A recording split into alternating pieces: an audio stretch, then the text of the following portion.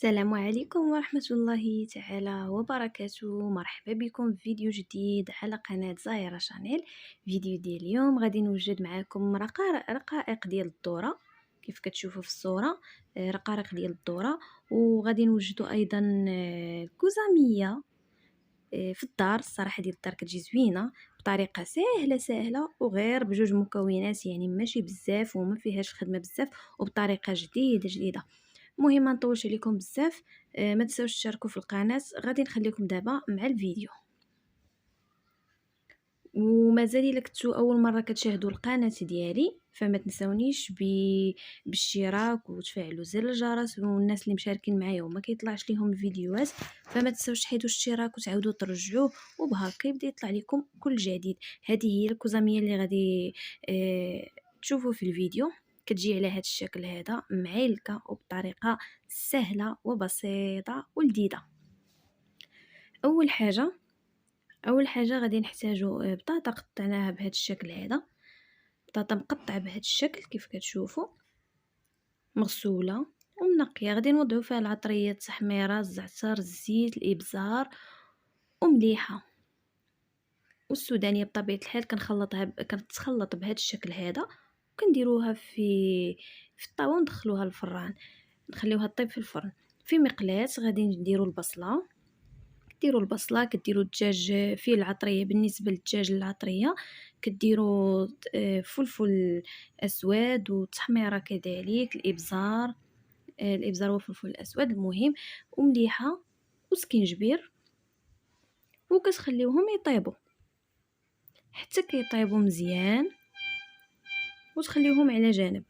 هنا غادي تجيبوا داك الطويجي اللي كتحضروا فيه الكوزاميه، كديروا ديك البطاطا اللي وجدتو في الاول في الفرن. كتجي على هذا الشكل. الصراحه البطاطا في الفرن راها كتجي زوينه ولذيذه وما فيهاش الزيت، يعني احسن من اللي مقليه. هنا غادي نديروا صوص بيشاميل. بالنسبه للبيشاميل كديروا الحليب، راها باينه، يعني صوص بيشاميل راها باينه. كديروا الحليب، الزبده، وكديروا الحليب الزبده حتى كيسخن مزيان. كذلك كديروا الدقيق مليحه، وتقدروا تنسموهم حتى بالفرماج باش هكا كيجينا داك البيشاميل لذيذ وبنين. كتوضعوه فوق من ديك البطاطا بهذا الشكل هذا، وكتجيبوا داك الدجاج اللي طيبتوه حتى هو مع البصله كديروه فوق ديك صوص بيشاميل،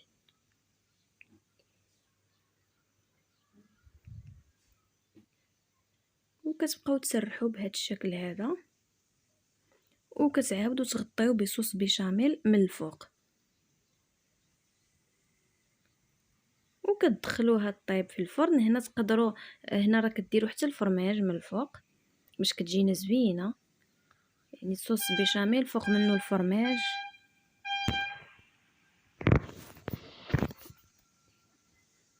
وكتدخلوها الطيب وكتوجد على هذا الشكل هذا، كتجي لذيذه وبالصحه والراحه. كان هذا هو الفيديو ديال اليوم ديال الكوزاميه اللي وجدت معكم. كتجي زوينه على هذا الشكل هذا. وندوزو للفيديو الثاني. بالنسبه للفيديو الثاني عندنا غادي نوجدوا رقائق ديال الذره او شيبس، مهم كتعجب الوليدات بزاف وحتى الكبار. والاهم يعني غادي تحضروها في الدار وصحيه احسن ما تمشي تشرى من الزنقه. فخليكم مع الفيديو. بالنسبه للفيديو هنا كنحتاجوا الذره.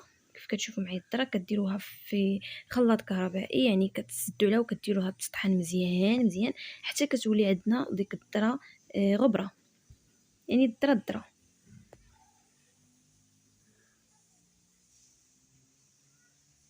وهنا بعد ما طحنات هانتوما كيف كتشوفوا، ها هي كتولي على هذا الشكل هذا. تقدروا تشريوها موجوده.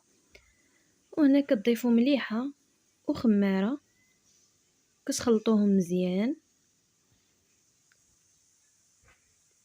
وكديروا كاس ديال الماء دافي، يعني ما يكونش سخون وما يكونش بارد.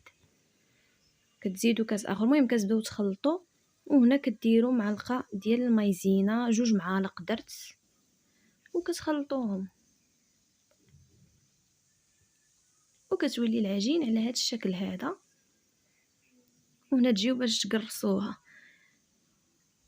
غادي نجيبو هاد ورق الزبده نضيفو ليه الداق هذيك الذره، وكتبداو تقرصوا فيها حتى كتولي خبيزه وترقوها، يعني كديروها بالمدلك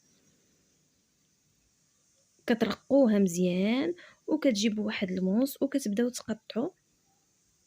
كديروا هنا الشكل كيبقى اختياري، يعني ديروه مثلثات، ديروه الشكل اللي بغيتو نتوما هنا ولا اللي بغاو الوليدات ديالكم.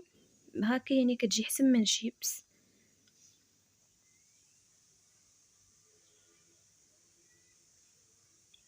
كتستمروا بهذا الشكل. هانتوما شوفوا راها رقيقه.